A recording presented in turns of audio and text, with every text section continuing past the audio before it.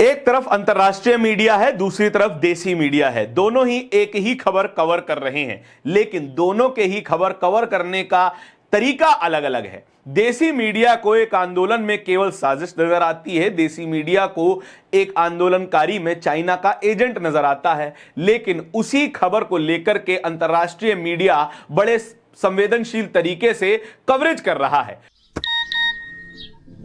रिंकू, हाँ जी, ये देख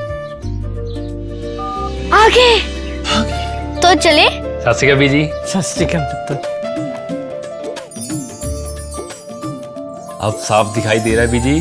बहुत साफ दिखाई दे रहा है। बीजी इतने टाइम बाद नए चश्मे बनवा ही लिए। किसी अपने ने पैसे भेजे और हर महीने पैसे भेजेंगे। वाह, फोना ते टू टू होगी थोड़े 1 तरीक तो बाद। ये थोड़े पैसे ने ਇਹਦੇ ਨਾਲ ਕੋਈ ਅਮੀਰ ਨਹੀਂ ਹੋ ਜਾਣਾ ਤੁਸੀਂ। ਮਾਵਾ ਭੈਣਾਂ ਨੂੰ ਸਤਿਕਾਰ ਦੇ ਕੇ ਮੈਨੂੰ ਖੁਸ਼ੀ ਮਿਲਦੀ ਹੈ ਇਸ ਗੱਲ ਦੀ। मुख्यमंत्री माँ बेटी सत्कार योजना, आपका अपना भगवंत मान बता रहा है कि सोनम वांगचुक को जंतर मंतर पर भूखे बैठे हुए 20 दिन पूरे हो चुके हैं और 20 दिन में अभी तक सरकार ने कोई सुध नहीं ली है।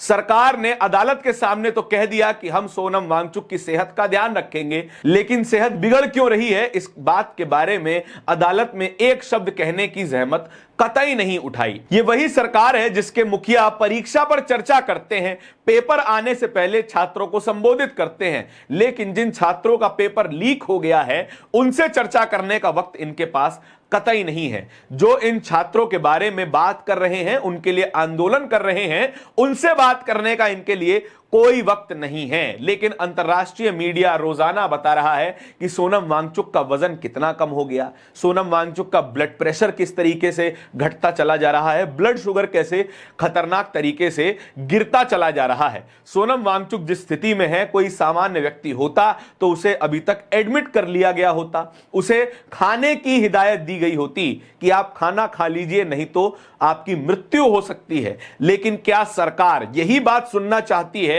कि डॉक्टर एक दिन स्क्रीन पर सामने आए, बताएं कि सोनम वांगचुक हमारे बीच में नहीं रहे हैं और सरकार की सिरदर्दी खत्म हो जाए, 2 दिन का ट्वीटबाजी हो और नरेंद्र मोदी भी फारिग हो जाए कि चलिए एक व्यक्ति और कम हो गया जो सवाल पूछ रहा था। अल जजीरा ने एक विस्तृत रिपोर्ट प्रकाशित की है जिसमें सीजेपी का जो प्रोटेस्ट चल रहा है, बीते 1 महीने से प्रोटेस्ट चल रहा है, उसके बारे में सभी तरीके की जानकारी है। बीती 20 जून से चल रहा यह प्रोटेस्ट फिलहाल के लिए अपना 1 महीना पूरा करने जा रहा है। इन 1 महीने में से 20 दिन तो केवल सोनम वांगचुक के प्रोटेस्ट को हो चुके हैं, सोनम वांगचुक की भूख हड़ताल को हो चुके हैं।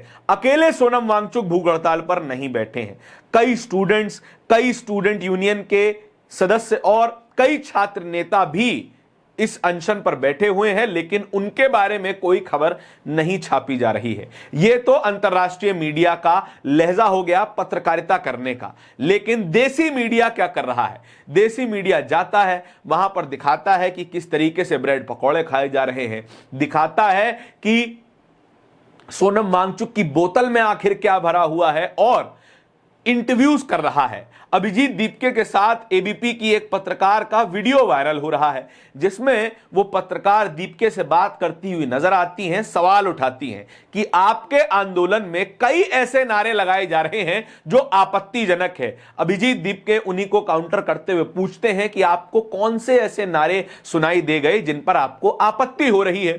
थोड़ी देर हिचकिचाने, थोड़ी देर हड़बड़ाने के बाद पत्रकार महोदया कहती हैं कि इनकलाब जिंदाबाद जैसे नारे लग रहे हैं। बताइए, इनकलाब जिंदाबाद के नारे से भला किसको तकलीफ हो सकती है? कोई बेवकूफ व्यक्ति ही होगा जिसे इनकलाब जिंदाबाद के नारे से कोई तकलीफ हो सकती है। जो हमारी आजादी का नारा हो, हमारे तमाम आंदोलनों का नारा हो, वो नारा जिससे हमें आजादी मिली, वो नारा लगाते हुए देश के तमाम स्वतंत्रता सेनानी अंग्रेजों के द्वारा बनाई गई फांसी के फंदे पर लटक गए हों, उस नारे से इस गोदी मीडिया को फर्क पड़ रहा है, तकलीफ हो रही है। बहुत ज्यादा ट्रोलिंग हो रही है और गोदी मीडिया का असली चेहरा पहले तो सामने आ ही गया था, अब वो अपना घिनौना चेहरा दिखाता चला जा रहा है। गोदी मीडिया ऐसे रिपोर्टर्स को भेजता है जो ना केवल नफरती हैं, ऊपर से बेवकूफ भी हैं। मैं इस बात पर पूरी तरीके से आश्वस्त हूं कि इस महिला पत्रकार को असल में नहीं पता था कि वे किन नारों की बात कर रही हैं, कौन से वो आपत्तिजनक नारे हैं जो कि सीजेपी के प्रोटेस्ट में लग गए, जिससे इन पत्रकार महोदया को परेशानी हो रही है। हड़बड़ी में इनकलाब जिंदाबाद का नारा इनके मुंह से निकल गया। यह तभी होता है जब पत्रकार बिना तैयारी किए किसी इंटरव्यू में कूद पड़ता है, और अक्सर पत्रकारिता के शुरुआती दिनों में ऐसी गंभीर हरकतें होना बड़ा लाजमी सा दिखाई देता है। क्या एक नौसिखिए पत्रकार को भेज करके एक आंदोलन को मिसलीड करने की कोशिश की गई, एक आंदोलन की छवि बिगाड़ने की कोशिश की गई? यही इस देश की विडंबना है। देश का पत्रकार, देश की पत्रकारिता बर्बाद होती चली जा रही है और हम जैसे लोगों को असली खबर समझने के लिए अंतर्राष्ट्रीय प्लेटफॉर्म्स पर भरोसा करना पड़ रहा है। होना तो यह चाहिए था कि भारत का मीडिया भारत के हक की बात करता, ना कि किसी एक पॉलिटिकल पार्टी के हक की बात करता।